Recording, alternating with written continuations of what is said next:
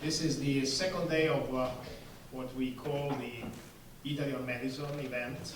Yesterday we had very interesting, very much appreciated by people invited, inauguration of the Italy on Madison, a week-long event that is going to be a kind of shopping festival and also communication festival for the Made in Italy products, involving the showrooms of the fashion, of the design, furniture, Italian restaurants. But I think it's very important for us also as a government agency to pay attention to the communication and to the education aspect of the Made in Italy.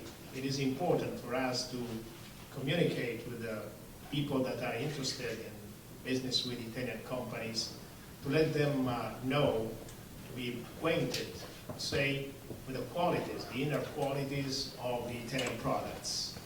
And this seminar today is going to focus on the aspect of the qualities that have made possible the success of the Italian companies in a very specific sector such as the design and the architecture. It is one of the many sectors where Italy is a leader. And if you consider the size of the country and the positioning of the country, you will understand that it's really amazing the fact that from this small nation are coming architects, creative people, manufacturers, anybody that is going to have a very strong influx in the lifestyle of people. And I'm not talking about the people that are just living in proximity of Italy. There is an Italian lifestyle that now we can say has conquered the world. It's not only in the United States where we can say, okay, of course we have 20% of the American population is with Italian ancestors, and so it's quite normal. I have served for 25 and more years in Asia, and I have seen that even in Asian people that are very much far away in terms of culture from the European culture, they are fascinated by Italian furniture, Italian design, Italian clothes, and so on and so on. So today we are celebrating the Italian design and architecture. And Italy is promoting here this sector with a very special office that is based in Miami. And that's why it's today with me my colleague Carlo Bocchi, that is the Trade Commission in Miami. And this is the first of a series of events that we'd like to organize in New York, because we think that the landing pad for the Italian business will continue to be New York. But then it's for us indispensable to start having operations in the most important cities in the United States, particularly in those states and those areas, metropolitan areas, where we see that the new dynamics of the economic evolutions of the United States are creating new opportunities for the Italian business. I'm referring to Texas, for instance, to Florida, and for many other analysts, there will be Arizona, there will be some other cities of California, and so on. So today, we are here, thanks to the contribution of some specialists, to celebrate this interaction of Italian companies with US professionals, traders, people that have made possible this success. Having said that, I will invite Carlo Bocchi for a few words.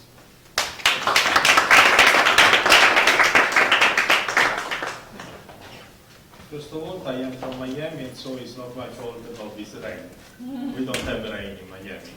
Or if we have rain, 20 minutes, and then we go to the beach again. So thank you for being with us, even if with the traffic you have experience.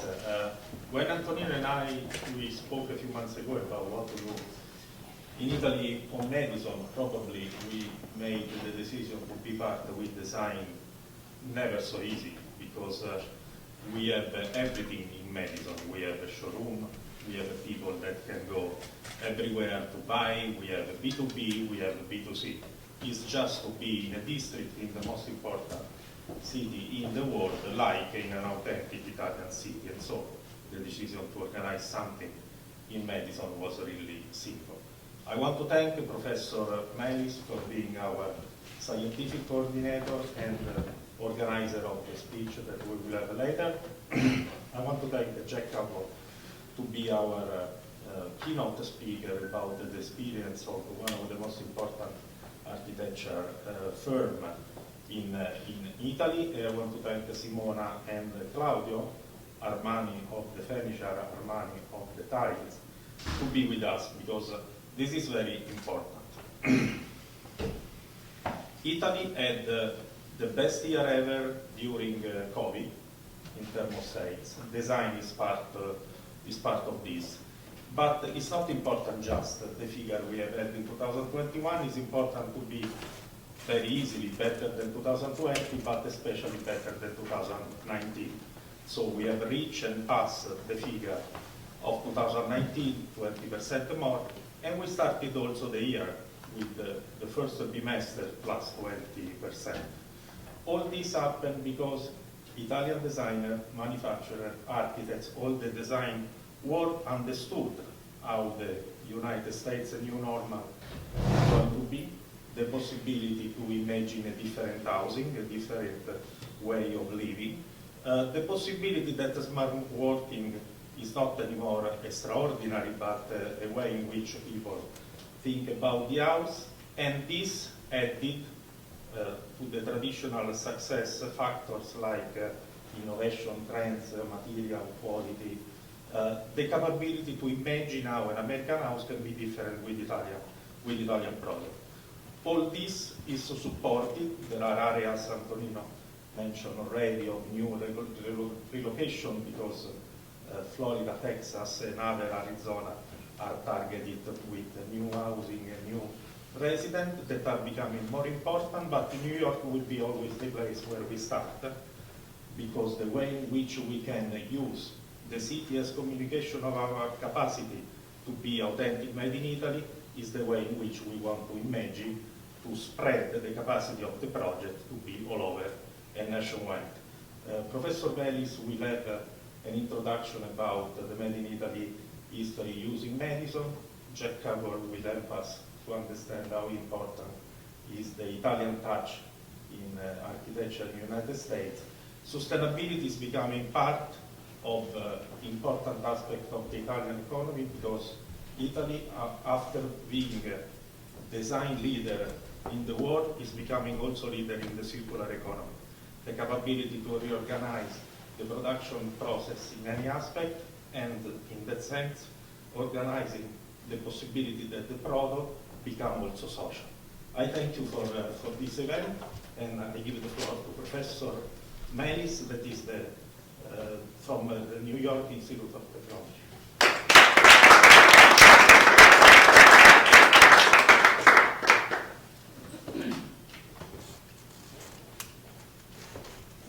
Thank you very much. Welcome everybody to Italy and Madison.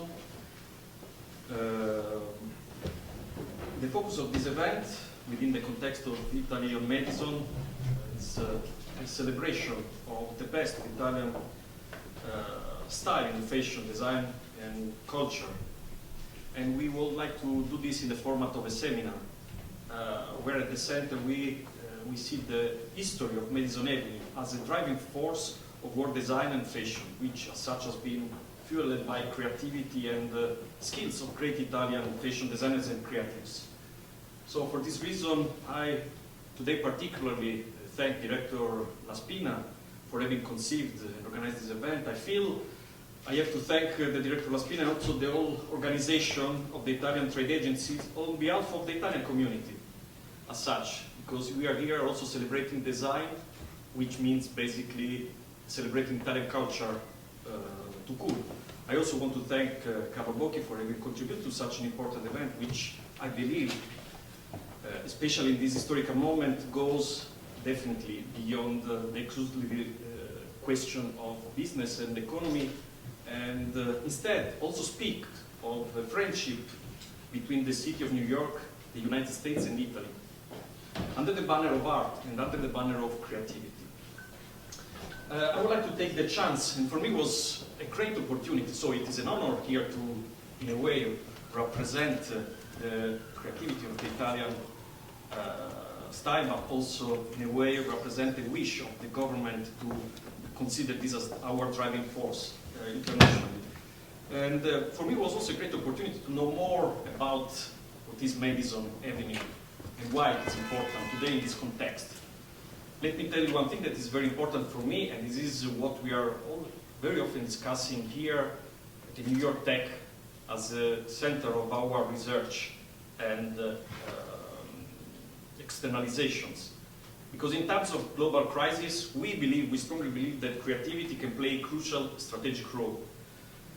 And I think that it's the perfect moment to celebrate this from an Italian perspective, because as probably colleagues from the environment of architecture and arts and design know, we are celebrating this year. I truly feel a little bit emotional for this, 50 years after Italy, the new domestic landscape, which was the exhibition in 1972 at the MoMA, that for the first time, and I think is today, I think the most important event about Italian design in the world. And it was not a, let's say, a coincidental event or about Italian design in general. It was about how Italian design is radical enough to change the world. And this is how we have become famous in the world of design all over the world. Let me tell you that if we watch at the drawings and the environment created by Zanuso, by Gio Colombo, by Ettore Soxas Jr., we are not talking about simple design. We are talking about the environment for the future. And today we understand, we appreciate even more their meanings. So it was by coincidence that a big part of the Italian design at that time was highly influenced by the landing on the moon. Gio Colombo and Zanuso and Soxas were clearly referring to them. So we are talking about something that links Italy and the United States in a stronger way. And today, I think it's the moment that we have to come back to this discussion again. So Madison Avenue was created in 1836. It was named after the President James Madison. Over the years, the growing success of Madison Avenue has all been attributed to its affluence in the advertising and design industry. It has become known as an elegant fashion and design district. So, as you probably know, as an architect, I was particularly interested in this because we know how important is the design of New York and how much was influential of the idea of the city all over the world. And Madison Avenue was not aware of this, that is a specific idea within the context of the design of New York City plan. So it's an addition of a street within the grid of New York, with an addition which a very specific characteristic that create the opportunities to the birth of such an important cultural space. And this is also the reason for people who like to walk, the reason why our blocks are shorter when we meet Madison Avenue. So the Madison Avenue became very successful from the beginning, and of course Madison is not the only word that, let's say, it's not the only attribution to the president that we know. It's a landmark of the success of the growing economy of New York under the banner of the presidency of James Madison. But this is what I want to say. I know that, I don't know how this can be perceived, but this is the representation, one of the key images of the representation that has been considered a sort of brand of the Italy, the new domestic landscape. And I think it's a perfect, probably, representation, a little bit scary maybe, of this relationship between Italian design and New York. This was done by Super Studio. Also the name is representing a very specific program. And this was the idea of how colonizing the city in the future through the so-called monumento continuo. And of course this has become an image that I would say that has been highly influential for all radical architects, I would say probably for all architects all over the world. And it clarified very well where the relationship between New York and Italy has become pivotal to represent the idea of the world, of a world, utopian world that is not there, but maybe can be something that we have to appreciate for the future.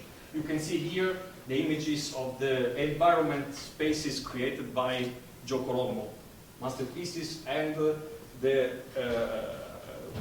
series of furniture by Super Studio inspired by the Monumento Continuo. Here you can see on the right, through the collage by the end of our friends from Super Studio. And I would like to take a chance to remember today that Adolfo Natalini was one of the greatest, and he left us a few years ago, so it's a moment for me personally because it comes from the University of Florence as I am. And also the fact that this collaboration between Italian and American design is not something that is referred, as I said before, only to, let's say, production. It's about culture, it's about education. Here we have a spectacular, in my opinion, production by Vittorio Giorgini, and he became a very influential educator at the Pratt Institute. And this is not the only case. We know Aldo Rossi, we know still today, currently, we have colleagues in several universities that gave the contribution to the flourishing cultural environment of New York from the design perspective. And of course, this goes beyond also the, let's say the culture, academic culture. We are talking about what we can say popular culture. So again, it was an opportunity to understand that the success of the street, the initial success of the street has been realized not directly by design, but I think it's a very important thing to consider, but by communication, but the growth of the mass communication. And again, this is something that has been very important from the radical culture of this during the 60s and the 70s. So we all know Mad Men, and we all know that this is the Mad Men series with its weakness and strength, I mean, of the character. The main character is not representing a common type. It's representing the heroic phase of success in communication, mass communication, that led the United States become a leader in this sector.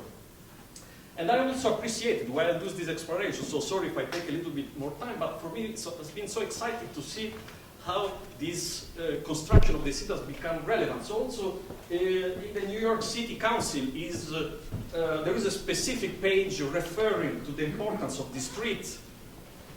This is what I mean when I say that the importance of the business, Italian business, goes beyond the importance of Italy. It's something that has been acquired by New York as a brand, as a cultural brand. And we know this is what we represent, but I have to apologize because the names were so many that there was not enough space for this. So apologize for not here, but this was just to give an idea of the fact that Madison has become a blank canvas that has been painted by Italian and American designers together, and also international designers.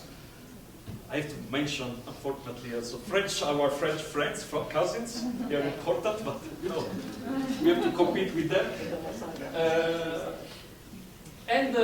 This is what I want to highlight. When you go to the street, and again, I did this when my friend, the director, asked me to start a discussion about this street and prepare something about this event. I went there and also discussing with my style in the United States. But again, as you know, we know for the pizza, this is the same thing.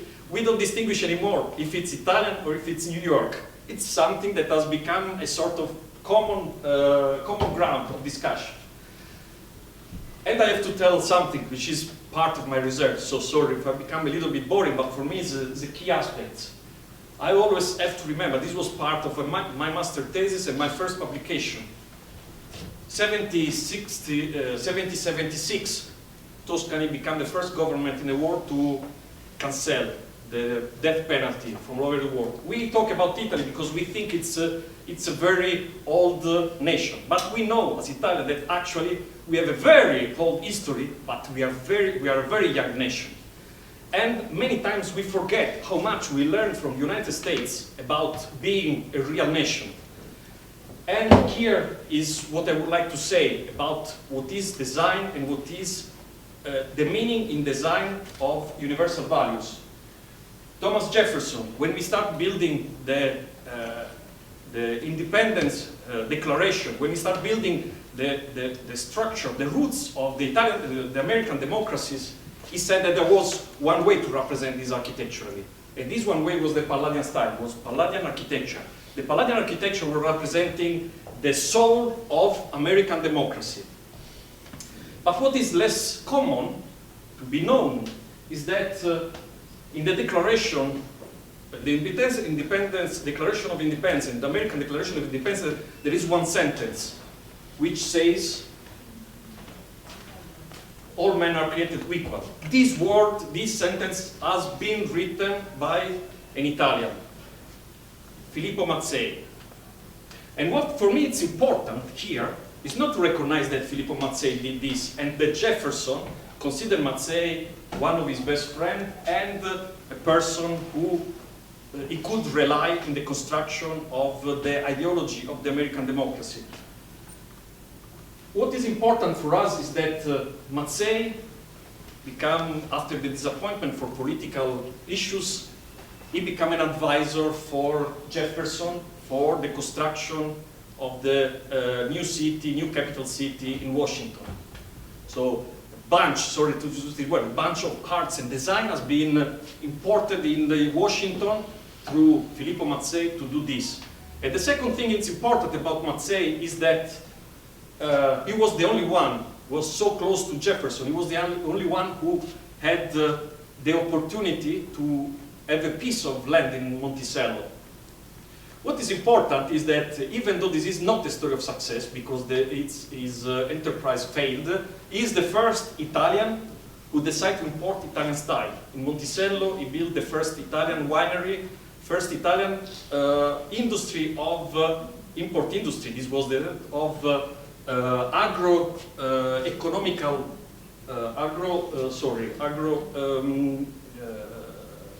the food, sorry, the word doesn't come to me. So food production, high quality food production, so wine, olives, and so on. This was the first time. So before leaving the stage to Jack Coble, I would like to read, if you allow me, just one piece.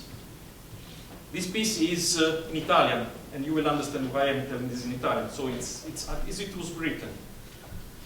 Carissimo e degno amico, le vostre lettere per Mr. Jefferson e per il Marchese le ho io e le consegnerò in proprie mani. Io parto, ma il mio cuore resta. Tutte le mie cure paiono concentrate nel soggetto, da cui solo dipende la futura libertà o schiavitù di questo almo paese. L'America è il mio Giove, Venere è la Virginia. Quando rifletto a quel che sentii nel traversare Potomac, mi vergogno della mia debolezza. Non so quel che seguirà nel perdere di vista Sandy Hook. So bene che in qualunque luogo, in qualsivoglia situazione, non mi stancherò mai di fare i miei sforzi per la prosperità della mia cara patria adottiva. Queste parole sono state scritte nel 1785. They have been written in 1785 by Filippo Mazzei to his best friend James Madison. And this is part of a large collection of un carteggio about exchange of thoughts between Madison and Filippo Mazzei. Before passing the word to Jack, so I would like to emphasize one more that the first to recognize Mazzei's role was John Kennedy in a memorable book that celebrates the United States as a nation of immigrants. Today, perhaps it seems clear that when we talk about Italian and American design, it's not at all exaggerated to indicate it as a common theory that was born for the first time as a communication tool for creativity, as a revolutionary strategy underpinning universal values. So for this reason, I would like to leave the stage to Jack Coble, Associate Principal of Shop Architect. Jack Coble is a project leader for high complexity project. Most recently, he led the Tegucigalpa New Embassy Compound and Milan New Consulate Compound project. Project teams, from due diligence through the design phases as well as the municipal entitlement processes. Before engaging Shop's diplomatic project, Jack worked on Uber's headquarters in Mission Bay and various urban scale projects across the United States, Mexico, and Australia. One aspect that I would like to highlight about I guess some of the things that Jack will show to us is exactly this, how architecture and design can be a field of collaboration that starting from design become a shop. e sono contentissimo di parlare un po' di italiano e esplorare un po' la collaborazione tra la cultura americana e la cultura italiana, anche il ragno pubblico. Okay, that's my bit. Tried my best. So I think underlying some of the comments from Carlo and Alessandro about design and collaboration is I'd like to highlight the importance of craft as a part of design, and I'd say the public realm or public space as it relates to collaboration. So those are two key aspects of our work at Shop Architects. If you've walked around New York City, in this neighborhood, you'll know our work from 111 West 57th Street. It's the skinniest tower in the world, and as it relates to craft, it's a manipulation not only of structure, but of material. So it's a really sort of transformative use of terracotta. If you're in Brooklyn, you'll know our work from Barclay Center, which is really sort of a meditation on creating a place where there was no place, and then taking materials, in that case, Corten steel, and shaping everything from the design process through the construction process. East River Waterfront is another example of our work, very impactful to New York's waterfront. And again, that's really exploring the importance of public space, and you'll hear me refer to that in regards to the new consulate in Milan, which has been my baby for the last 5 years. So if you know Milan well, about 5 kilometers north of the center is Piazzale Accursio. It's a semicircular plaza along a major corridor out to the major cemetery. The site was originally developed in 1905 as a shooting club, Tiro a Segno Nazionale. So the other thing I'll bring up today is within collaboration, not only the public realm being important, but also sort of the importance of negotiation.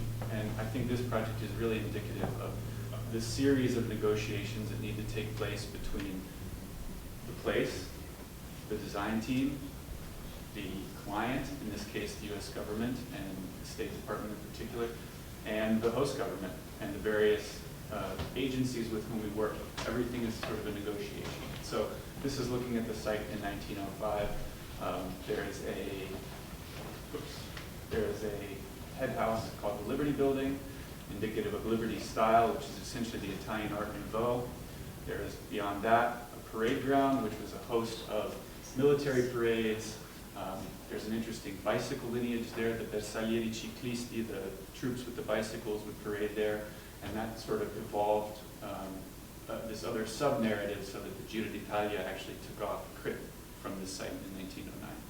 Beyond that, there's a long arcade, which was used as part of the shooting program, and then this muro fermapale, or bullet blocker behind that, also part of the shooting program, with a series of berms and terraces behind that. So that was sort of the underlay for this whole project. You can see the plans, very rigorous, very ordered, very symmetrical along a central axis, very neoclassical site plan with this overlay of Liberty-style Italian architecture. These are the existing elements on site when we started working on the project. Much of the site had fallen into disrepair, and so this is how we found it. And this is where we left it. So adding on to the historic elements of the first part of the site, we're adding on essentially an office building. In diplomatic parlance, we call it the Chancery, along with a series of pavilions for entrance into the compound and service buildings, as well as residence for the Marines. There are 12 Marines that will be based here. First negotiation is negotiating this older site plan with the new site plan. So respecting the bilateral symmetry of the site and making it an urban gesture, and then letting everything else kind of build from that. Also, we have to consider there are 2 different populations using this site. There's the visitors to the site needing the consular services, so you need to get a passport, something like that. You're arriving on the right side of the site.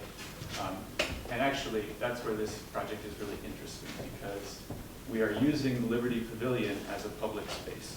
That doesn't happen in diplomatic architecture that's so completely dominated by security that we were able to work with the State Department, the Italian government, again, a negotiation to make that a public space. So there'll be a cafe and art space that consular visitors will be able to use on a daily basis during business hours.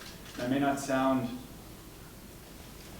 that revolutionary, but in the world of diplomatic architecture, it was quite the coup. And then there's the other population that uses this, which is the staff and official visitors. Hopefully, once it's completed, you'll be able to visit one day and enter this way. But this is the other side of the compound, and so how we sort of mediate between the two. And then the final site plan. I won't go into the details here. But this is that little piazzetta at the front of the site, at the nose of the site, with the Liberty Building in the background. And so this is sort of the beginning of the historic architectural sequence or promenade. These gates open during the business hours of the day, and then later in the day, it just really becomes a garden for the city to behold. To touch a little bit more on the history, these various sub-narratives were important in creating the new narrative for the site and demarcating the space, particularly at the parade ground.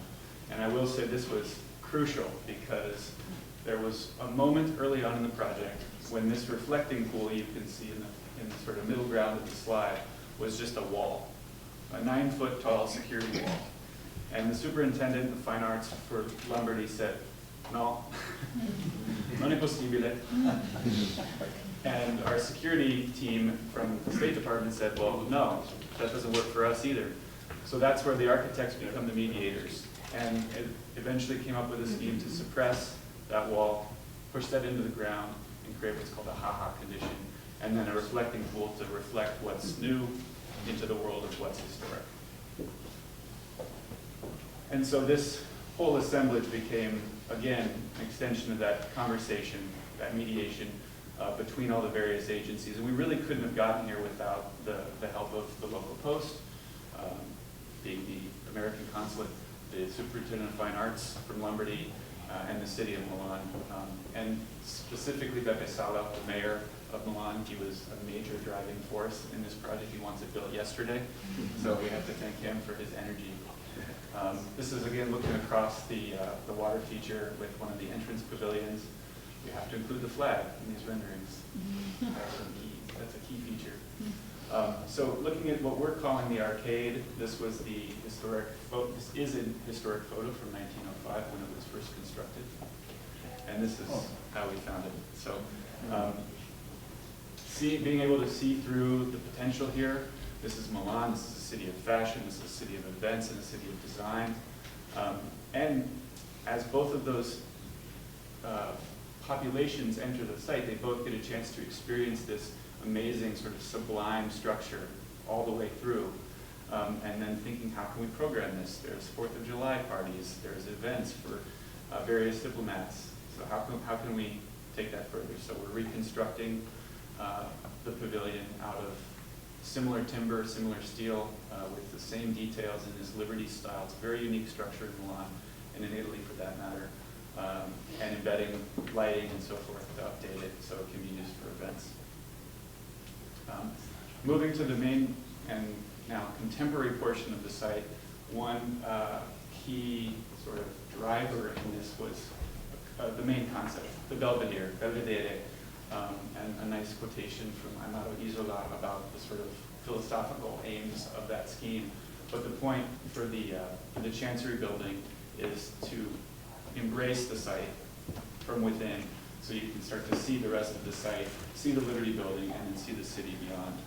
It's really kind of an amazing office space once you get inside. So this is the main approach from the main access point. This is the diplomatic, the staff, key visitors, and so on. This is how they enter the site. And I'll just make a quick note on the architecture or the sort of tectonic quality of this building. So Italian design as an influence in America is, especially in architectural circles, is tantamount. It is key.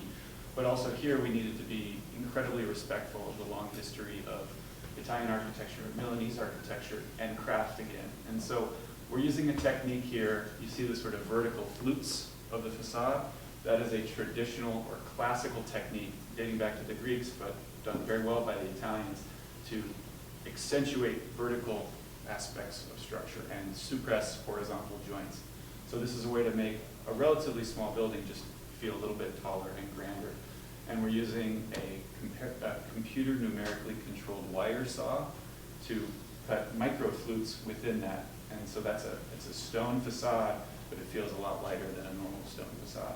And I think it regards even the Duomo in Milano, but centuries of history beyond that.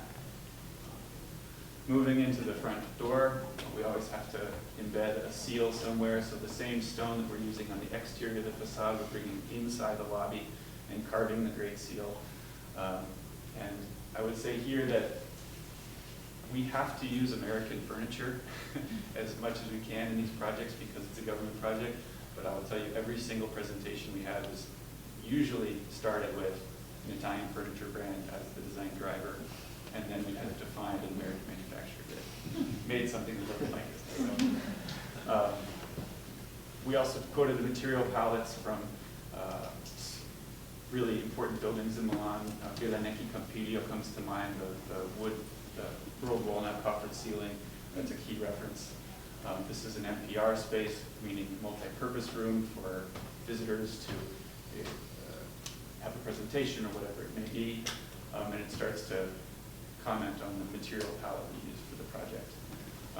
Beyond that first set of doors is a really elegant staircase, all out of the same stone material. And an amazing piece, this is through the Arts and Embassies program. They commissioned the Haas brothers out of Los Angeles to create, it's a stone base with a beaded tree and bird, and all the beads are Venetian beads that they bought somehow from a collector. So it's something like 12,000 beads to create this sculpture. And then proceeding up that staircase, you get to the main gallery, which is the triple height space, and this is that Belvedere, the beautiful view over the rest of the compound, looking back to the city, and you can even see the office spaces above.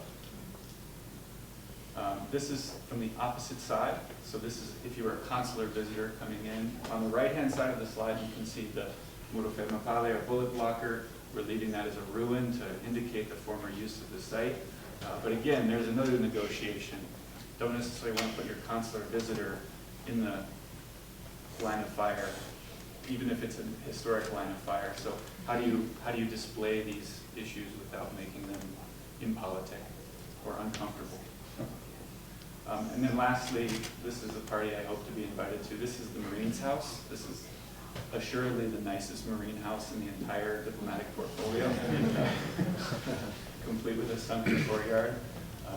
And then you can see the chancery in the background. Stepping back, this is now on the other side of that bullet blocker remnant, stepping into the building, and this is, if you need your documents processed or whatnot, this is the consular waiting area. Again, taking from an Italian palette of marbles, of wood species, etc. And the final sort of overall aerial view of the project. And just a couple notes to consider here. This is a 10-acre or 4-hectare site, half of which is historic, half of which is contemporary. And I would say not only the craft and the materials, the public space at the front of the site would not have been possible, period, without the collaboration between the two nations. We actually invited the members of the city, we invited members of the Superintendent of Fine Arts, and members of the consulate, the American consulate in Milan, to our office early on in the process to create a sense of team around this, because we knew there would be enough red tape and difficult portions of the project to navigate. And that really solidified the team and drove the project through difficult entitlement process, head-scratching moments of this has never been done before anywhere. Well, how do we do it? We do it together as a team and we make it work. Meanwhile, we delivered this at March 2020, the final design documents, so in the midst of the global pandemic. So hats off to everyone that worked on this, and you know, our partners, Chris Sharpless, Bill Sharpless, Corey Sharpless, Dana Getman, if they were here, they would also be taking their hats off and wish they could be here today. But In any case, thank you. This is an amazing collaboration, and it's starting construction like today. No joke. The groundbreaking happened in Milan 3.5 weeks ago, 4 weeks ago. Beppe Sala was there to speak. The regional president was there to speak. The ambassador was there to speak. So that set the wheels in motion, and shovels should be in the ground by the end of the summer. And the intent is that it's all completed by 2026 for the Olympic Games. So hopefully we can have an event under the canopy. Thank you.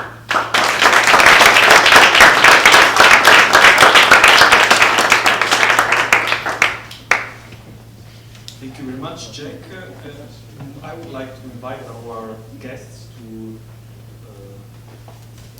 sit our while I'm taking Italian interior design and furniture company. It's located near Lake Como, and it produces mainly cabinetry, so walk-in closets, and kitchens, but also furniture, so tables, chairs, armchairs, all the pieces of loose furniture. Polyform does represent a family business. It was founded in 1970 by 3 entrepreneurs, 3 cousins, Alberto Spinelli, Aldo Spinelli, and Giovanni Anzani. And today it's still a business family company.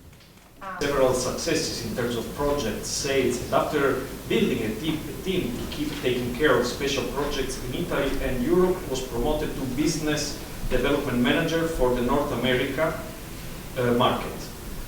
First challenge has been the opening of Flooring first flagship store in North America, and right after branding the name of the company throughout the American A&D community and the real estate market. In 2019, after the promotion to Vice President of Business Development, Claudio is managing an extended team of A&D reps, the Flooring New York City showroom, and overseeing the new showrooms opening in the US after the success of the first one on Madison Avenue. The floor is yours, Claudio. I don't know, I mean, can you hear me if I talk without? Okay. So thank you, Alessandro, for the introduction.